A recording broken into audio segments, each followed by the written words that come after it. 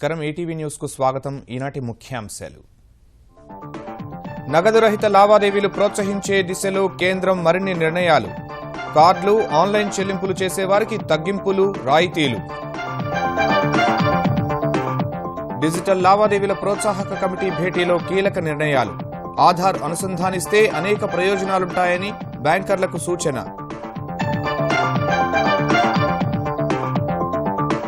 పెద్ద నోట్ల రద్దుపై 16వ రోజు స్తంభించిన ఉభయ సభలు సభ్యుల తీరుపై రాష్ట్రపతి తీవ్ర అసంతృప్తి ఆందోళనలు వీధుల్లో చేసుకోవాలని ఘాటు వ్యాఖ్య చెన్నైలో పాత నోట్ల మార్పిడి రాకెట్ గుట్టురట్టు ఆదాయ పన్ను శాఖ దాడుల్లో పట్టుబడిన 70 కోట్ల రూపాయల కొత్త నోట్లు 100 కిలోల బంగారం జప్తు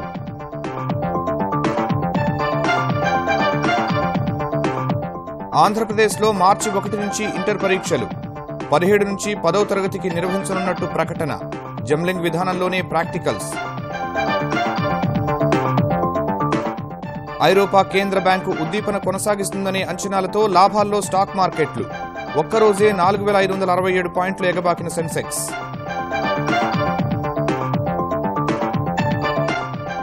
నాలుగో టెస్టులో తొలి రోజు భారత్ ఇంగ్లాండ్ హోరాహోరీ అరంగేట్ర మ్యాచ్లో శతక్ కొట్టిన జెన్నింగ్స్ 4 వికెట్లు కూల్చిన అశ్విన్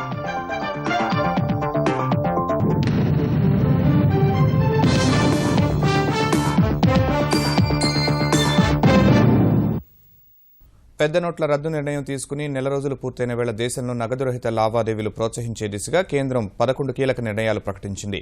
ఈ మేరకు ఢిల్లీలో ఈ నిర్ణయాలను వెల్లడించిన కేంద్ర ఆర్థిక మంత్రి అరుణ్ జైట్లీ డిజిటల్ లావాదేవీలు జరిపే వారికి పలు ప్రోత్సాహకాలు ఇవ్వనున్నట్టు ప్రకటించారు.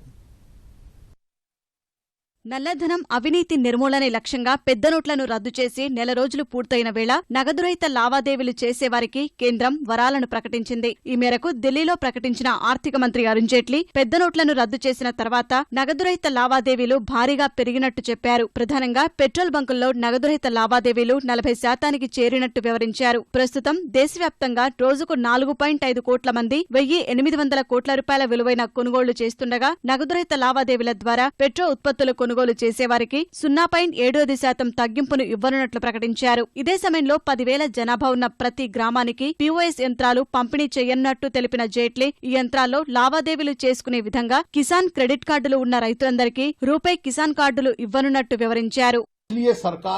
प्रयास करती रही है और बैंकिंग व्यवस्था भी प्रयास करती रही है कि क्रेडिट कार्ड्स, डेबिट कार्ड्स, ई-वॉलेट्स और जितने भी alternative methods of digital currency हैं उनको इनकरेज किया जाए. जो डिजिटल मोड से पेट्रोल और डीजल खरीदेगा उसको 0.75% का डिस्काउंट मिलेगा. 2 point of sale machines provided to every village which has a population up to 10,000 and 1 lakh गांव इस पर्पस के लिए सिलेक्ट होंगे. कि नाबार्ड के माध्यम से जो रूरल रीजनल बैंक्स और कोऑपरेटिव बैंक्स हैं वो 4 करोड़ 32 लाख किसान जिनके पास किसान क्रेडिट कार्ड है उनको रुपे किसान कार्ड देगी, जिनके माध्यम से वो point of sale machines, micro ATMs और एटीएम्स तक ट्रांजैक्शन कर पाएंगे. నగదురహిత లావాదేవీలను ప్రోత్సహించే దిశలో రైల్వే టికెట్లు ఆన్లైన్లో కొనుగోలు చేసేవారికి పలు రాయితీలు ఇవ్వనున్నట్లు జైట్లీ ప్రకటించారు. జనవరి 1 నుంచి టికెట్ల ధరలో 0.5% తగ్గింపు ఇవ్వనున్నట్టు తెలిపారు. जहां जहां सबर्बन रेलवे नेटवर्क है, जो लोग मंथली और सीजनल टिकट लेंगे डिजिटल मोड से पेमेंट करके उन टिकट्स पे रेलवे 0.5% का डिस्काउंट देगी. जो ऑनलाइन बुकिंग करेगा उसको टिकट के साथ साथ 10 लाख रुपए का एक्सीडेंट इंश्योरेंस क्लेम मिलेगा. All other facilities like accommodation, catering and retiring room which railways charges for, if payment is made by the digital mode, the facility will be 5% cheaper. ప్రభుత్వ రంగంలోని సాధారణ జీవిత బీమా సంస్థల నుంచి పాలసీలు తీసుకునేవారు నగదురహిత మార్గంలో ప్రీమియం చెల్లిస్తే తగ్గింపులు లభిస్తాయని జైట్లీ ప్రకటించారు. पब्लिक सेक्टर इंश्योरेंस कंपनीज जो जनरल इंश्योरेंस में है और लाइफ इंश्योरेंस में है, जो लोग कस्टमर पोर्टल है उन कंपनीज का, अगर वो डायरेक्टली कस्टमर पोर्टल से पॉलिसी खरीदते हैं और उसका प्रीमियम देते हैं, ऑनलाइन पेमेंट करते हैं अगर डिजिटल मोड से, तो उनको 10% डिस्काउंट मिलेगा जनरल इंश्योरेंस कंपनीज के केस में और 8% डिस्काउंट मिलेगा लाइफ इंश्योरेंस के केस में. నగదురహిత లావాదేవీలు పెంచేందుకు బ్యాంకులు ఇచ్చే పీఓఎస్ యంత్రాలకు వసూలు చేసే రుసుమును కూడా భారీగా తగ్గించనున్నట్టు జైట్లీ తెలిపారు. టోల్ పన్నును డిజిటల్ విధానంలో చెల్లిస్తే 10% తగ్గింపు లభిస్తుందని వివరించారు. पीएसयू बैंक्स ये इंश्योर करेंगे कि इनमें से कोई भी ये सुविधा डिजिटल पेमेंट की जो प्रोवाइड करेंगे, POS terminals, micro ATMs, mobile POS, उनका जो रेंटल है, किराया है, वो 100 रुपए महीने से अधिक न हो. 6.5 lakh machines which have been provided by PSU Bank are existing today. More will be provided. National highways पे जितने टोल प्लाजाज हैं, उन टोल प्लाजाज के यूज करने के लिए, टोल के लिए RFID कार्ड या फास्ट टैग्स होंगे जिनके पास, और उसकी पेमेंट वो डिजिटल मोड से करेंगे, तो उनको वो 10% डिस्काउंट यानी सस्ता मिलेगा. నగదురహిత లావాదేవీలు పెరిగితే ఆర్థిక వ్యవస్థపై లావాదేవీల భారం కూడా తగ్గి అది వినియోగదారులకే ప్రయోజనం చేకూరుస్తుందని జైట్లీ వివరించారు. పెద్ద నోట్లను రద్దు చేస్తూ తీసుకున్న నిర్ణయంతో తాత్కాలికంగా కొన్ని ఇబ్బందులు ఉన్నప్పటికీ దీర్ఘకాలంలో అనేక ప్రయోజనాలుంటాయని ప్రధాని నరేంద్ర మోదీ అన్నారు. పెద్ద నోట్ల రద్దు నిర్ణయం తీసుకుని నెల రోజులు పూర్తయిన వేళ ట్విట్టర్లో తన అభిప్రాయాలను వ్యక్తం చేసిన ప్రధాని మోదీ అవినీతి, నల్లధనం, ఉగ్రవాదానికి వ్యతిరేకంగా జరుగుతున్న యజ్ఞంలో హృదయపూర్వకంగా పాల్గొంటున్న ప్రజలకు నమస్కరిస్తున్నట్లు పేర్కొన్నారు. దేశ ఆర్థిక వ్యవస్థకు వెన్నెముకగా ఉన్న రైతులు, కార్మికులు, వ్యాపారులకు పెద్ద నోట్ల రద్దు నిర్ణయం మేలు చేస్తుందని వ్యాఖ్యానించారు. ఇకపై గ్రామీణ భారత ప్రగతి, సుసంపన్నతను అవినీతి, నల్లధనం అడ్డుకోలేవని మోదీ విశ్వాసం వ్యక్తం చేశారు. నగదురహిత లావాదేవీలు పెంచడానికి, ఆర్థిక లావాదేవీల్లో అధునాతన సాంకేతిక పరిజ్ఞానంతో అనుసంధానం చేయడానికి మనకు చారిత్రక అవకాశం దక్కిందన్న ప్రధాని ఈ అవకాశాన్ని ప్రజలంతా సద్వినియోగం చేయాలని పిలుపునిచ్చారు. ప్రజలకు చిల్లర కష్టాలు తీర్చేందుకు డిసెంబర్ 15 నుంచి దేశవ్యాప్తంగా ప్రతిరోజు 5,000 కోట్ల రూపాయలు విడుదల చేసేందుకు రిజర్వ్ బ్యాంక్ అంగీకరించింది. ప్రత్యేకించి 500 రూపాయల నోట్లను మాత్రమే జారీ చేయనున్నట్టు ముఖ్యమంత్రుల ఉపసంఘం భేటీ తర్వాత రిజర్వ్ బ్యాంక్ అధికారులు చెప్పారు. అంతకుముందు నగదురహిత లావాదేవీలను విస్తృతపరిచేందుకున్న అవకాశాలను పరిశీలించి నెల రోజుల్లోపే వాటిని అమల్లోకి తేవాలని ఉపసంఘం సమన్వయకర్త హోదాలో ముఖ్యమంత్రి చంద్రబాబు ఆదేశించారు. పెద్ద నోట్ల రద్దు తర్వాత దేశంలో నగదురహిత లావాదేవీలను ప్రోత్సహించేందుకు కేంద్ర సర్కార్ ఏర్పాటు చేసిన ముఖ్యమంత్రుల ఉపసంఘం ముంబైలోని రిజర్వ్ బ్యాంకు ప్రధాన కార్యాలయంలో తొలిసారి సమావేశమైంది. పెద్ద నోట్లను రద్దు చేస్తూ ప్రకటించిన నెల రోజుల తర్వాత సమన్వయకర్త చంద్రబాబు నేతృత్వంలో జరిగిన ఈ భేటీ దాదాపు 3 గంటలు జరిగింది. ఈ సమావేశంలో నగదురహిత లావాదేవీలు నిర్వహిస్తే ప్రత్యేక ప్రోత్సాహకాలు ఇవ్వాలని కేంద్రం నిర్ణయించిన అంశాన్ని గుర్తు చేసిన కమిటీ ఈ నెలాఖరులోగా నగదురహిత లావాదేవీలను నిర్వహించేందుకు అవసరమైన USSD టెక్నాలజీ సహా mobile wallet, unified payment interface UPI సాంకేతిక పరిజ్ఞానాన్ని అందిపుచ్చుకోవాలని బ్యాంకులకు సూచించింది. వాణిజ్య సముదాయాలు, దుకాణాలు, వ్యక్తులు ఆర్థిక లావాదేవీలు వాణిజ్య స్థాయిలో నిర్వహించే ప్రతి వ్యక్తి, సంస్థకు QR కోడ్లు జారీ చేసేందుకు చర్యలు చేపట్టాలన్న కమిటీ సూచనకు బ్యాంకులు అంగీకరించాయి. వాస్తవానికి QR కోడ్లు జారీ కానందునే నగదురహిత లావాదేవీలు ఆశించిన స్థాయిలో పెరగలేదని సమావేశంలో అభిప్రాయం వ్యక్తమైంది. ఈ దిశలో ఆధార్ అనుసంధాన ఆర్థిక లావాదేవీలు ఎంతో ఉపయుక్తంగా ఉంటాయని బ్యాంకులకు సూచించినట్లు భేటీ తర్వాత ఢిల్లీ చేరుకుని నీతి ఆయోగ్ ఉపాధ్యక్షుడు అరవింద్ పనగరియాతో కూడా సమీక్షించిన తర్వాత చంద్రబాబు చెప్పారు. As on today, you want to go for digital economy. Minimum cash will be there always. Under the same time, you have to go. One is card with POS machine online transactions. Second is mobile phone device to device transactions. For all these things, we are having one excellent advantage. Aadhaar. Now with Aadhaar account, if you use it properly, Aadhaar enabled payments you can go. That is readily available. Even in bankers, NPCI, National Payment Corporation of India, it is doing good service. In that UPI is coming. If all banks are going to accept interoperability, it is a very big advantage. ఇదే సమయంలో దేశవ్యాప్తంగా వివిధ ప్రాంతాల్లో చిన్న నోట్ల చలామణి లేకపోవడం వల్ల అనేక ఇబ్బందులు తలెత్తుతున్నాయనే అంశంపై ఉపసంఘం భేటీలో చర్చించినట్లు చెప్పిన చంద్రబాబు దేశవ్యాప్తంగా నగదు, చిల్లర కొరత తీర్చేందుకు ప్రతిరోజు 5,000 కోట్ల రూపాయల చొప్పున 500 రూపాయల నోట్లను జారీ చేయాలని రిజర్వ్ బ్యాంకుకు సూచించినట్లు వెల్లడించారు. Banking correspondents in the last mile, how to serve and also how to make available lower denominations to the common man. This is going to serve in a big way. This also we have discussed with them. నగదురహిత లావాదేవీల విషయంలో ప్రపంచవ్యాప్తంగా అందుబాటులో ఉన్న అన్ని మార్గాలను అధ్యయనం చేసి కేంద్రానికి నివేదిక ఇవ్వనున్నట్లు చంద్రబాబు చెప్పారు. నగదురహిత లావాదేవీలను పెంచేందుకు అవసరమైన మౌలిక సదుపాయాల కల్పనపై కూడా అధ్యయనం చేస్తామన్నారు. పెద్ద నోట్ల రద్దు అంశం వరుసగా 16వ రోజును కూడా పార్లమెంట్ను కుదిపేసింది. ప్రతిపక్షాల ఆందోళనల మధ్య ఉభయ సభలు ఎలాంటి కార్యకలాపాలు చేపట్టకుండానే రేపటికి వాయిదా పడ్డాయి. పెద్ద నోట్ల రద్దు నిర్ణయంపై విపక్షాలు చేపట్టిన ఆందోళన మధ్య ఉభయ సభల్లో వాయిదాలు కొనసాగాయి.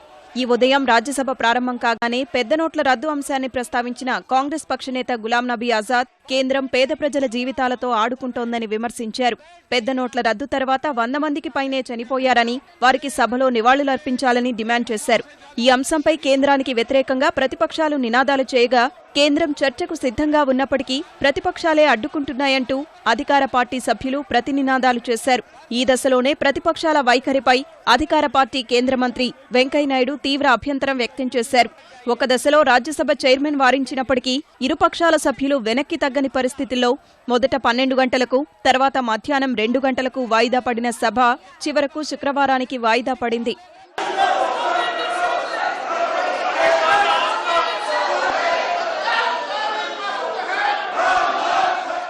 లోక్సభలో కూడా నోట్ల రద్దుపై ఓటింగ్తో కూడిన చర్చకు ప్రతిపక్షాలు పట్టుబట్టగా ఎలాంటి కార్యకలాపాలు సాగలేదు. ఉదయం సభ ప్రారంభం కాగానే నోట్ల రద్దుపై ఓటింగ్తో కూడిన చర్చకు విపక్షాలు డిమాండ్ చేశాయి. ప్రతిపక్షాల ఆందోళన మధ్య ప్రశ్నోత్తరాలు కొనసాగించిన స్పీకర్ వారు వెనక్కి తగ్గని పరిస్థితుల్లో 12 గంటలకు వాయిదా వేశారు. రెండోసారి సమావేశమైనప్పుడు కూడా విపక్షాలు ఆందోళన కొనసాగించగా 2 గంటలకు వాయిదా పడిన సభ చివరకు శుక్రవారానికి వాయిదా పడింది. పార్లమెంటు సమావేశాలు జరుగుతున్న తీరుపై రాష్ట్రపతి ప్రణబ్ ముఖర్జీ ఆగ్రహంతో కూడిన ఆవేదన వ్యక్తం చేశారు. పెద్ద నోట్ల రద్దు తర్వాత జరుగుతున్న శీతాకాల సమావేశాల్లో వరుసగా 16వ రోజు కూడా సభా కార్యకలాపాలు ఏ చర్చ జరగకుండానే తుడిచిపెట్టుకుపోవడాన్ని ఆయన తీవ్రంగా ఖండించారు. ఏ అంశం మీదనైనా సభలో చర్చించే హక్కు ఎంపీలకు ఉందన్న ఆయన సమావేశాలకు అడ్డు తగలడం మాత్రం ప్రజాస్వామ్యంలో ఆమోదయోగ్యం కాదని వ్యాఖ్యానించారు. People send the representatives to speak, not to sit in dharna or not to create any trouble on the floor. For that, seats are still available. Only few weeks in a year, parliaments are in session. For demonstration, you can choose any other places. పెద్ద నోట్లు రద్దు చేసి సరిగ్గా నెల రోజులు పూర్తవుతున్న వేళ కేంద్రం నిర్ణయానికి వ్యతిరేకంగా ప్రతిపక్షాలు ఇవాళ మరోసారి పార్లమెంట్ ఆవరణలో ఆందోళన చేపట్టాయి. గాంధీ విగ్రహం వద్ద నిరసన ప్రదర్శన నిర్వహించిన విపక్షాలు సరైన సన్నద్దత, ముందు జాగ్రత్తలు తీసుకోకుండానే కేంద్రం పెద్ద నోట్ల రద్దు నిర్ణయం తీసుకుందని ఆరోపించాయి. ఇదే సమయంలో ప్రజల ఇబ్బందులు తగ్గించేందుకు ఎలాంటి చర్యలు చేపట్టడం లేదని నిరసనలో పాల్గొన్న కాంగ్రెస్ ఉపాధ్యక్షుడు రాహుల్ గాంధీ విమర్శించారు. अब देखिए, जब बात शुरू हुई थी प्रधानमंत्री काले धन की बात कर रहे हैं कि काला धन वापस आएगा और हम उससे वो पैसा हम किसानों को देंगे. वो बात बंद हो गई. आज आरबीआई ने कहा पूरा का पूरा पैसा वापस आ जाएगा. काले धन के बाद प्रधानमंत्री आतंकवाद के ऊपर गए, दौड़ के गए, कहा कि भैया ये आतंकवाद के खिलाफ डिसीजन था.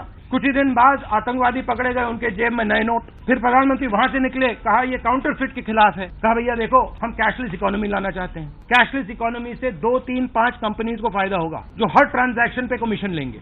तो एक के बाद एक प्रधानमंत्री भाग रहे हैं. हम चाहते हैं कि इस लोकसभा में, राज्यसभा में वो आके बात करें. మరోసారి గాంధీ విగ్రహం ఎదుట ప్రతిపక్షాలు ఆందోళనకు దిగడంపై కేంద్ర సమాచార ప్రసార శాఖ మంత్రి వెంకయ్యనాయుడు మండిపడ్డారు. పెద్ద నోట్ల రద్దు నిర్ణయాన్ని దేశమంతా స్వాగతిస్తూ ఉంటే విపక్షాలు వ్యతిరేకించడం విడ్డూరంగా ఉందని ఆక్షేపించారు. గాంధీ పేరు పెట్టుకున్న కొందరు నిరసన కార్యక్రమాల్లో పాల్గొన్నంత మాత్రాన గాంధీలు కాలేరని పరోక్షంగా కాంగ్రెస్ ఉపాధ్యక్షుడు రాహుల్ గాంధీని ఉద్దేశించి అన్నారు. जो लोग काला धन को समर्थन कर रहे, वो लोग आज काला धन विरोध दिवस या काला धन दिवस बना रहे. मैं उनसे पूछना चाहता हूं, क्या सरकार ने नवंबर 8 को क्रांतिकारी निर्णय लिया काला धन के खिलाफ, भ्रष्टाचार के खिलाफ? क्या आप इस रीमोनेटाइजेशन के खिलाफ है क्या? ये स्पष्ट करो, नहीं तो फिर प्रोटेस्ट क्या है, मतलब क्या है? इसका समाधान कांग्रेस पार्टी को देना पड़ेगा और कांग्रेस के साथ जो लोग साथ दे रहे उन लोगों को भी इसको समाधान देना पड़ेगा. చెన్నైలో ఆదాయ పన్ను అధికారులు అతిపెద్ద నోట్ల మార్పిడి రాకెట్ గుట్టును రట్టు చేశారు. తిరుమల తిరుపతి దేవస్థానం బోర్డు సభ్యుడైన చెన్నైకు చెందిన వ్యాపారి శేఖర్ రెడ్డి సహా ఆయన బంధువుల ఇళ్లపై పక్కా సమాచారంతో దాడి చేసిన 60 మంది ఐటీ అధికారుల బృందం 100 కోట్ల రూపాయలకు పైగా నగదు సహా 100 కిలోలకు పైగా బంగారాన్ని గుర్తించారు. ఇప్పటి వరకు పట్టుబడిన నగదులో 70 కోట్లకు పైగా కొత్త నోట్లు కాగా మిగిలినవి రద్దయిన నోట్లు ఉన్నట్టు ఐటీ అధికారులు గుర్తించారు. తమిళనాడులో ఇసుక గనుల వ్యాపారం చేస్తున్న శేఖర్ రెడ్డి కార్యాలయం, ఇళ్లు సహా టీనగర్, అన్నానగర్, కాట్పాడిలోని ఆయన బంధువుల ఇళ్లలో సోదాలు నిర్వహించారు. 60 మంది ఐటీ అధికారుల బృందం ఏకకాలంలో 8 ప్రాంతాల్లో దాడులు నిర్వహించింది. శేఖర్ రెడ్డి, ఆయన సన్నిహితులు శ్రీనివాసరెడ్డి, ప్రేమ్ ఇళ్లల్లో కూడా సోదాలు నిర్వహించి నోట్ల మార్పిడి గుట్టును బట్టబయలు చేశారు. ఐడీఎస్ కింద 10,000 కోట్లు ప్రకటించి పన్ను చెల్లింపులో విఫలమైన హైదరాబాదీ వ్యాపారి లక్ష్మణ్ రావుపై కేసు పెట్టేందుకు సిద్దమైన ఐటీ అధికారులు 3,000 కోట్లు వెల్లడించి మాయమైన మరో వ్యాపారి ఆనంద్ బక్షి ఆచూకీ కోసం వేట ముమ్మరం చేశారు. ఐడీఎస్ కింద గత నెల 30లోపు ఆదాయ పన్ను శాఖ కట్టాల్సిన 337.5 కోట్లు చెల్లించడంలో బక్షి కూడా విఫలమయ్యారు. ఈ తరుణంలో బేగంపేటలో ఆయన నివాసానికి వెళ్లిన ఐటీ అధికారులు ఆనంద్ బక్షి పరారీలో ఉన్నట్లు తెలుసుకున్నారు.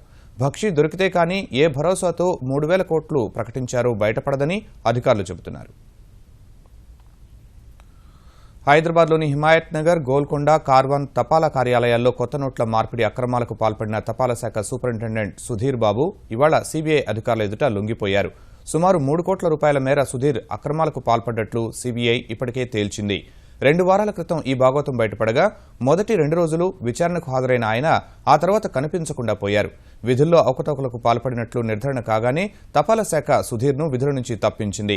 కొందరు వ్యాపారుల కోసం సుధీర్ ఈ అక్రమాలకు పాల్పడ్డట్లు ప్రాథమికంగా తేల్చిన అధికారులు ఆయనపై 3 కేసులు నమోదు చేశారు. కేంద్ర ఉపరితల రవాణా మంత్రి నితిన్ గడ్కరీ కుమార్తె వివాహ విందుకు హాజరయ్యేందుకు ఢిల్లీ వెళ్లిన ముఖ్యమంత్రి కేసీఆర్ కేంద్ర ఆర్థిక శాఖ మంత్రి అరుణ్ జైట్లీని కలిశారు.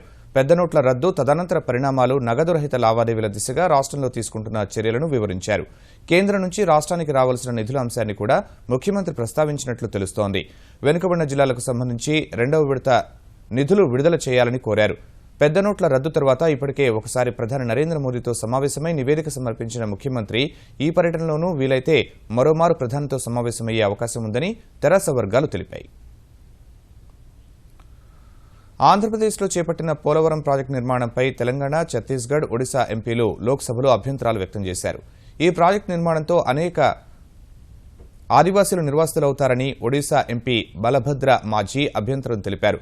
ఛత్తీస్గఢ్, ఒడిశాల్లో గ్రామ సభలు నిర్వహించకుండానే పనులు చేస్తున్నారని ఆయన ఆరోపించగా పోలవరం నిర్మాణంతో భద్రాద్రి రామాలయం కూడా మునిగిపోయే ప్రమాదం ఉందని ఆందోళన వ్యక్తం చేశారు. वहाँ पल्ली सभा भी हुआ नहीं है, ग्राम सभा हुआ नहीं है. हमको जहाँ तक मालूम है कि वहाँ प्रोजेक्ट चल रहा है. बिना ग्राम सभा के इतना बड़ा प्रोजेक्ट जिसको नेशनल प्रोजेक्ट डिक्लेयर कर दिया सरकार ने, वो कैसे काम चल रहा है? Madam, without any orders, without any permission, the national project is going to be constructed in the Polavaram, and 7 mandals from my constituency, they shifted to the Andhra. We are not against to the construction, but we are asking, we are requesting the government to reduce the height of the project, madam. Because of the height of the project, the Bhadrachalam, the Ram Mandir also going to be submerged in the Polavaram project, madam. Odisha, Telangana అభ్యంతరాలపై వివరణ ఇచ్చిన కేంద్ర మంత్రి సంజీవ్ కుమార్ బలియా పోలవరం ప్రాజెక్టుకు ఒడిశా, ఛత్తీస్గఢ్ రాష్ట్రాలు ఇప్పటికే అనుమతిని తెలిపాయని చెప్పారు. 1980 April 2న అప్పటి ఆంధ్రప్రదేశ్, మధ్యప్రదేశ్, ఒడిశాల మధ్య పోలవరం ప్రాజెక్టుకు సంబంధించి ఒప్పందం కుదిరిందని గుర్తు చేశారు. ముంపు గ్రామాల్లో గ్రామ సభలు నిర్వహించి ప్రజాభిప్రాయాన్ని సేకరించాలని నిర్ణయించినట్టు బలియా వివరించారు. और 1980 में ही दिनों प्रदेश सरकार इस पर सहमत हुई थी, तो इस स्टेज पे प्रोजेक्ट को रोकना तो उचित नहीं होगा. लेकिन अगर कहीं भी उड़ीसा या छत्तीसगढ़ की कोई समस्या है तो केंद्र सरकार उसमें साथ है बिल्कुल पूरी तरह से.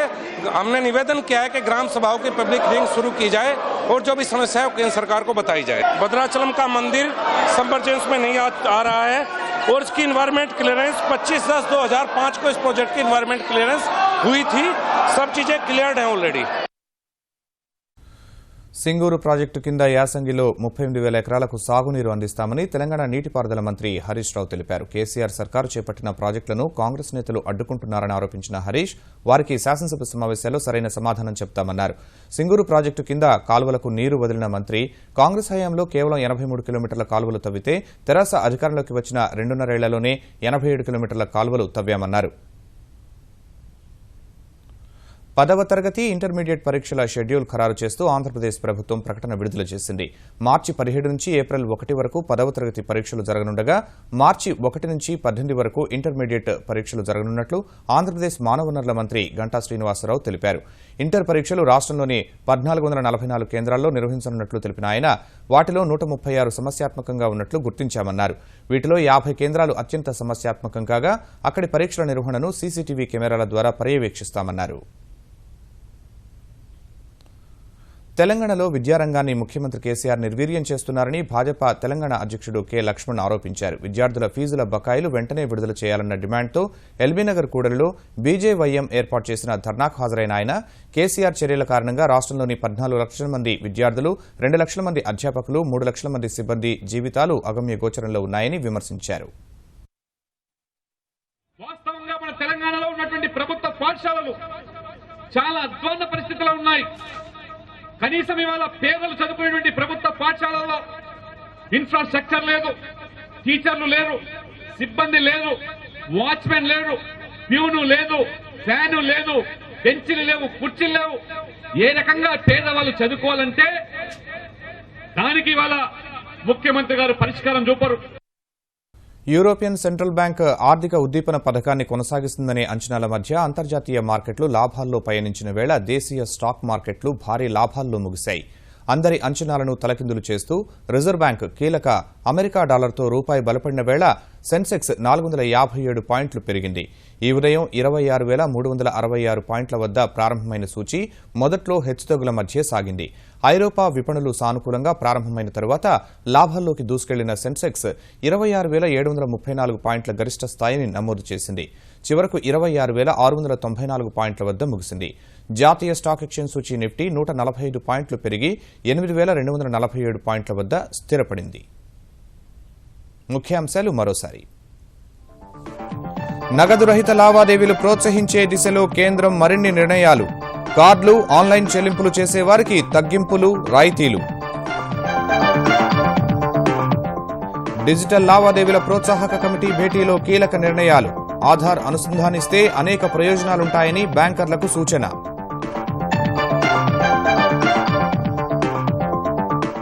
పెద్ద నోట్ల రద్దుపై 16వ రోజు స్తంభించిన ఉభయ సభలు.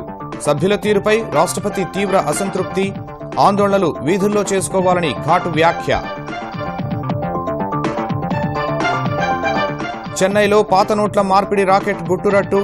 ఆదాయ పన్ను శాఖ దాడుల్లో పట్టుబడిన 70 కోట్ల రూపాయల కొత్త నోట్లు, 100 కిలోల బంగారం జప్తు.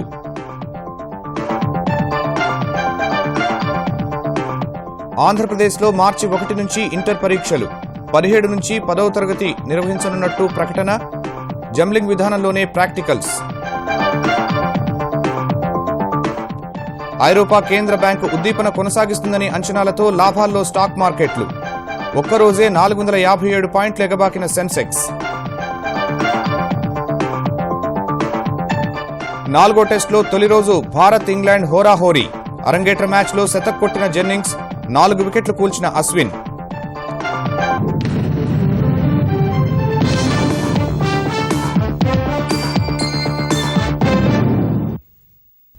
ఈటీవీ న్యూస్ సమాప్తం. నమస్కారం.